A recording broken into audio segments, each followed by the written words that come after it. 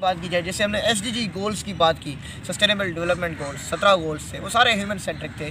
تو جی SDG goal number 1 بات کرتا ہے پاورٹی ایلیویشن کی، پاورٹی کو کم کرنے کی.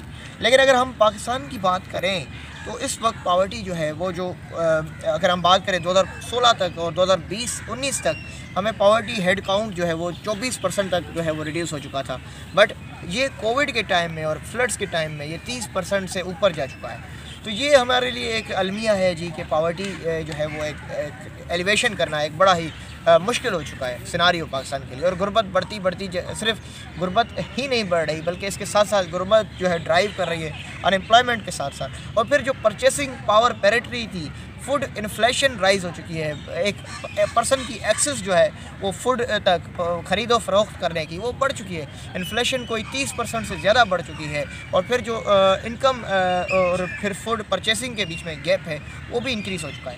اب اس کے پیچھے کیا ریزنس ہے پاکستان کے اندر اگر ہم دیکھیں تو ریزن سب سے پہلے جی کنٹینیوس فیلیور آف پالیسیز ہیں جو ہے. ٹھیک ہے، اگر اب پالیسی بنا دی جاتی ہے تو اس کے بیچ میں پالیسی میکنگ اور پالیسی امپلیمنٹیشن کے بیچ میں ایک بڑا گیپ ہے. اچھا، اس کے بعد ہم کرپشن کی بات کر لیتے ہیں. لٹریسی بھی بہت ہی ہے کیونکہ ایجوکیشن ایک بڑا رول پلے کرتی ہے کس چیز میں جی؟ سوشل موبلٹی کے سینس میں، سوشل اسٹریٹیفیکیشن کے سینس میں. اور پاکستان کے اندر کوئی 22 ملین لوگ جو ہے جی بچے جو ہے چائلڈ جو ہے وہ اسکول آؤٹ ہیں. اور اس کے بعد پھر ہم بات کرتے ہیں جی پور اسٹیٹ آف اکانومی. ہماری اکانومک انسٹیبلٹی کی وجہ سے ہم جو ہے لوگوں کو اس جو ہے بیڈ اور ورس سیناریوں میں ہم دیکھتے ہیں جب فلڈس آتے ہیں تو فلڈس کی وجہ سے لاکھوں کروڑوں لوگ جو ہے وہ بے گھر ہو جاتے ہیں اور پھر مائگریشن کی طرف جاتے ہیں اور پھر وہ ایک چھوٹے چھوٹے کیمپس میں رہنے لگتے ہیں. اور پھر وہ ان کے اوپر جو ہے وہ ہم دیکھتے ہیں کہ جو ان کے اوپر گزرتی ہے فوڈ کی ایکسیس اور آٹے راشن تک کی کہ وہ ایک بڑی قلت ہو جاتی ہے. اور پھر ہم اگر گلوبل سیناریو میں دیکھیں جو ہماری گندم کی پیداوار تھی اور پھر رائس کی پیداوار، کاٹن کی پرائیویٹ، جس سے ہم اسمال فارمرز کی بات کرتے تھے، رورل ایریاز کی جن کا زیادہ ریلائنس ایگریکلچر اکانومی پر تھا. اور پھر اس دوران یہ جو ہے کووڈ جیسی بڑی آفات اور اس کے بعد پھر جو ہے کلائمیٹ فلڈ کے سینس میں اور رین فال پیٹرن چینج ہونے کے سینس میں پورا ایک افیکٹڈ ہو گیا ان کی اکانومی، ان کی سروائیول پوری ان کی. اور پھر لائف اسٹاک 8 لاکھ سے زیادہ جو ہے لائف اسٹاک کو ڈسٹروائے ہوا. 22 ملین میں سے 7 ملین جو ہے 33% جو ہے پاکستان، 45% تک جو ہے لینڈ سے ابھی بھی پانی کے اندر ہے. 1% کاٹن پروڈکشن کی GDP تک لاس ہوا ہے. اور اس طرح ہم بات کرتے ہیں جی کہ ہماری جو مس مینجمنٹ آف نیچرل ریسورسز ہیں کیونکہ اسٹیٹ جو ہے ان کو بیٹر وے میں یوٹیلائز نہیں کر سکی. آج بھی جو ہے سینڈک جیسے بڑے پروجیکٹ جو ہے وہ ابھی تک یوٹیلائز نہیں ہو سکے. ٹھیک ہے، تو یہ پاورٹی کا سب سے بڑا ریزن ہے. کیا ہم اگر PTI گورنمنٹ کے سینس میں دیکھیں تو عمران خان ایکس PM عمران خان نے جو میئرس لیے ان میں کیا تھا؟ احساس کفالت پروگرام ایک اسٹیپ لیا گیا تھا کہ جو منتھلی کیش پیمنٹ کر دی جائے گی کوئی 7 ملین عورتوں کو 2,000 روپے، تاکہ ان کی جو ہے ایٹ لیسٹ ان کی جو اسٹیٹس ہے وہ انکریز ہو.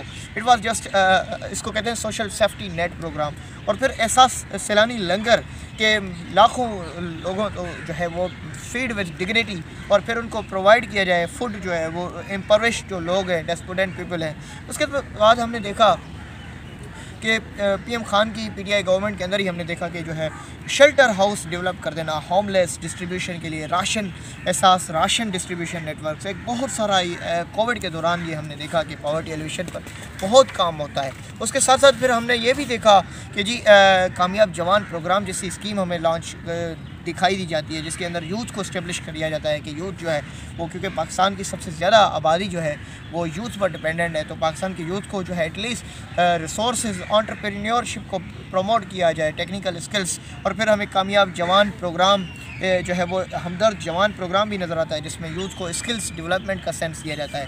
احساس ایمرجنسی پروگرام جیسی سیفٹی نیٹ ہمیں کووڈ کے دوران یہ سارے کووڈ کے دوران امپلیمنٹس ہمیں نظر آتی ہیں. یہ 12,000 لوگوں کو جو ہے 12,000 روپے دیے جائیں گے 12 ملین فیملیز کو. اس کے بعد نیا پاکستان ہاؤسنگ اسکیم جس میں یہ کہا گیا تھا کہ 5 ملین تک کی جو ہاؤسز ہیں 5 ملین ہاؤسز کنسٹرکٹ کیے جائیں گے ان بے گھر لوگوں کے لیے. تو یہ ایک بڑا ہی پاورٹی جو ہے وہ ریڈکشن کے لیے ایک اسکیم تھی جی، لیکن انفارچونیٹلی جیسے ہی گورنمنٹ ٹوپل ہو گئی تو انسٹیبلٹی آ گئی پولیٹیکل سسٹم کے اندر، انفلیشن رائز ہو گئی، ڈالر ڈیویلیویشن ہو گئی، اس کے بعد جو کنٹری کے جو کرنسی ریزروز ہیں وہ ڈکلائن کر گئے، اور ریزروز کی ڈکلائن اس وقت کوئی اگر ہم نیشنل بات کر لیں اسٹیٹ کے پاس $6 بلین تک کے ریزروز ہیں، اور پھر جو ہے اگر ہم کمرشل کی بات کر لیں تو $6 بلین کے وہ ان کے پاس ریزروز ہیں، ٹوٹل $12 بلین ریزروز ہیں۔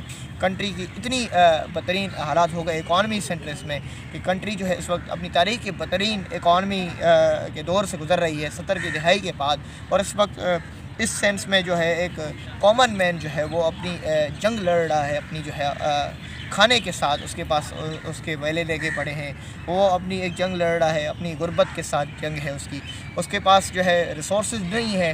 تو جب تک کنٹری کے اندر ایک پولیٹیکل اسٹیبلٹی اور جو ہے نیو الیکشنز نہیں ہو جاتے، اور ایک جو ہے وہ ایک ریسپانسبل گورنمنٹ نہیں بنتی جس کا مین پرسپیکٹو جس طرح سیفٹی نیٹ کو ایکسپینڈ نہیں کیا جا سکتا، تب تک یہ پاورٹی جیسے ایلیویشن جیسے پروگرام انفلفل رہیں گے۔